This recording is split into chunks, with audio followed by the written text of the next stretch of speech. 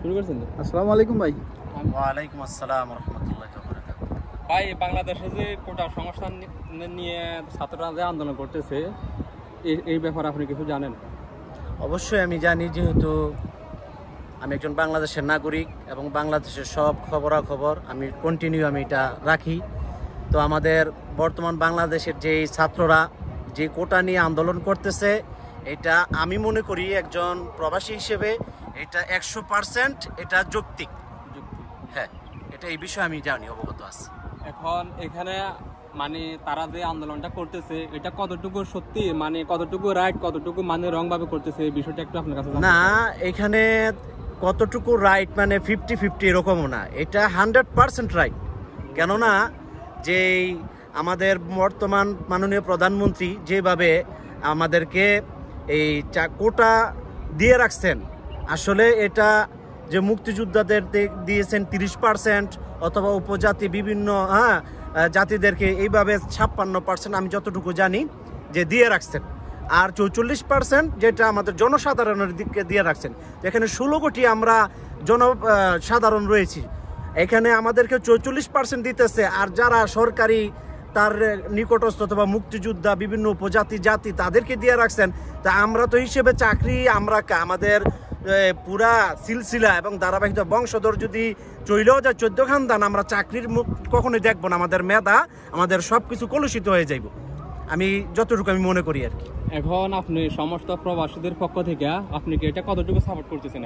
এখন আমি সমস্ত প্রবাসীদের পক্ষ থেকে এবং আমি ব্যক্তিগতভাবে প্রবাসীদের পক্ষ থেকে আমি এই কথাই সকলকে আমি মেসেজ দিতে চাই এবং বাংলাদেশ সরকার মাননীয় প্রধানমন্ত্রীকে, যে আমরা চাই কোনো রক্তপাত চাই না। যা হইছে এইখানে মাঝখান দিয়ে ছাত্রলীগ তারা অবুঝ, তারা আপনি হলেন মূল আওয়ামী লীগের নেতা, আপনি বর্তমান বাংলাদেশের মেন, আপনার উপর থেকে বুঝনেওয়ালা ব্যক্তি নাই আমি মনে করি।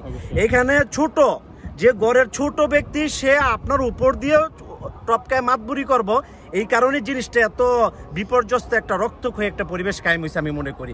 এখানে ছাত্রলীগ যদি মাঝখান দিয়া পেঁচ না লাগাইতো, তাহলে আমি মনে করি যে এই জিনিসটা অনেক আগায় যাইতো। আর এবং আমি মাননীয় প্রধানমন্ত্রীর কাছে এইটা আবেদন করতে চাই যে সমস্ত প্রবাসীদের পক্ষ থেকে রক্তপাত ছাড়া ছাত্রদের যে আন্দোলন এবং যেই দাবি, এটা আপনি মাইনা নেন। এটা কোনো দলীয় না, কোনো আওয়ামী লীগ জামাত চরমনাই কোনো দলীয় পক্ষীয়ভাবে আপনাকে সরকারের গদি থেকে নামানোর জন্য এই আন্দোলন না। এই আন্দোলন জনসাধারণ যেন আগামীতে সুন্দরভাবে বাংলাদেশের এবং আমরা পরিবার নিয়ে থাকতে পারি, দেশে চলাচল করতে পারি জীবিকার নির্বাহে, সেই আন্দোলন ছাত্ররা করতেছে। কারণ এখানে বিসিএস ক্যাডার হচ্ছে, বিভিন্নভাবে আমরা আমাদের প্রবাসীরা টাকা দিচ্ছে, আমাদের ছেলেমেয়েরা তারা পড়ালেখা করতেছে, পরিশেষে দেখা যায় যে চাকরি পায় না, বেকার। আমরা পরিশেষে আমরা এই প্রবাসে নিয়ে আসি, কি হয়? আমাদের কোনো ফায়দা নেই।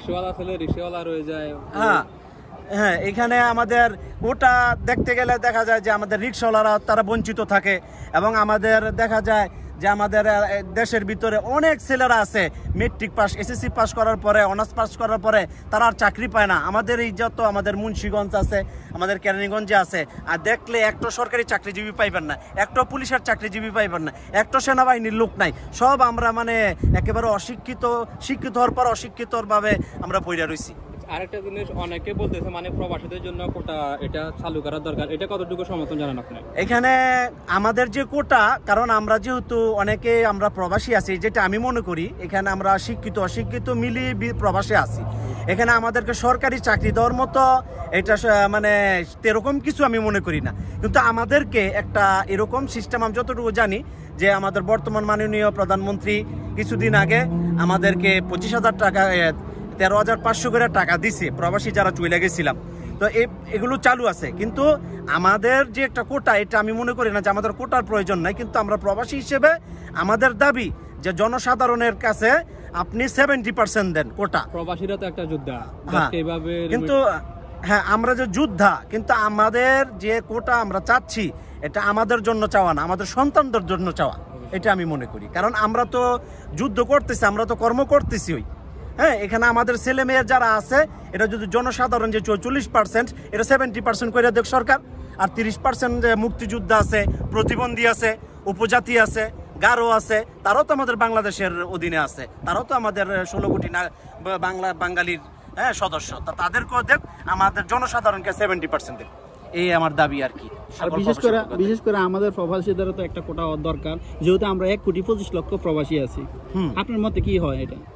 1,25,00,000 যে আমরা প্রবাসী আছি সমস্ত বিশ্বে, তাই না?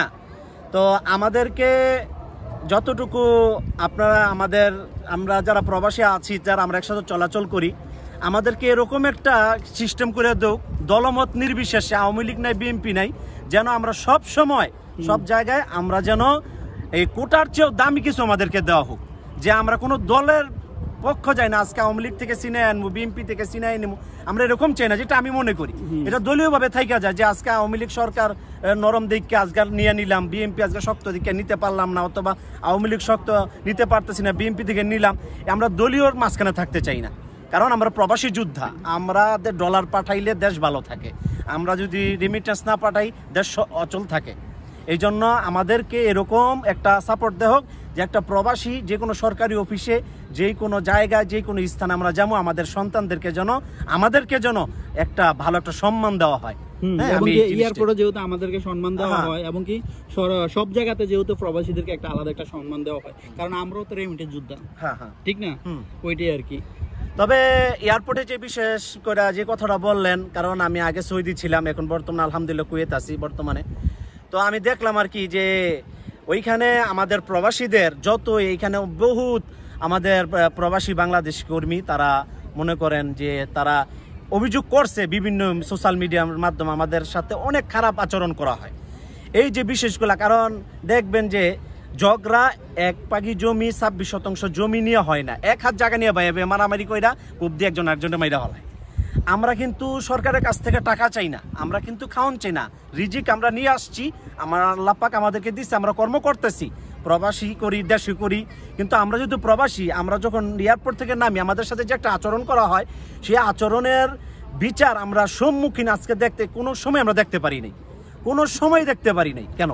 আর এই যে প্রবাসীদের বিভিন্ন সময় দেখা যায় লাগেজ কাটে, ব্যাগ কাটে, এটার কিন্তু এখনো পর্যন্ত কোনো সমাধান হয় নাই। কোনো সমাধান হয় না, তো এটার বিষয়ে কিছু বলবেন আপনি? হ্যাঁ, অবশ্যই আমি বলতে চাই, সমস্ত 1,25,00,000 প্রবাসীর পক্ষ থেকে বলতে চাই যে যতটুকু আমি জানি আমাদের শেখ মুজিব, আমাদের অহংকার, যিনি আওয়ামী লীগের মরহুম প্রতিষ্ঠাতা, তিনিই বলেছেন যে আমি দেশের মধ্যে আমি সব কিছুই পাইছি, যে আমি একটা জিনিসও পাইছি, যে চোরের খনি।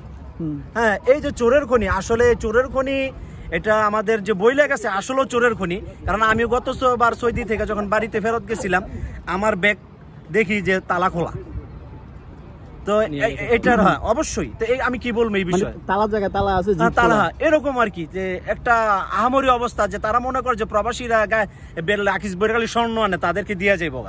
তো এই জন্য মাননীয় প্রধানমন্ত্রীর কাছে এবং আমাদের মাননীয় যে বিমানমন্ত্রী আছে এবং তাদের কাছে আমি অবশ্যই প্রবাসীর পক্ষ থেকে মেসেজ দিতে চাই, যে এয়ারপোর্টগুলোর যে লোকগুলো যে আছে, এই সমস্ত লোকগুলোর একটু আপনি করেন, শাসন করেন, নতুবা আমরা যদি সমস্ত 1,25,00,000 প্রবাসী এক হয়ে যায়, যদি রেমিটেন্স না পাঠাই, তাহলে দেশ কিন্তু অচল হয়ে যাবে। এই জিনিসটা আমি সকলের পক্ষ থেকে মেসেজ দিতে চাই।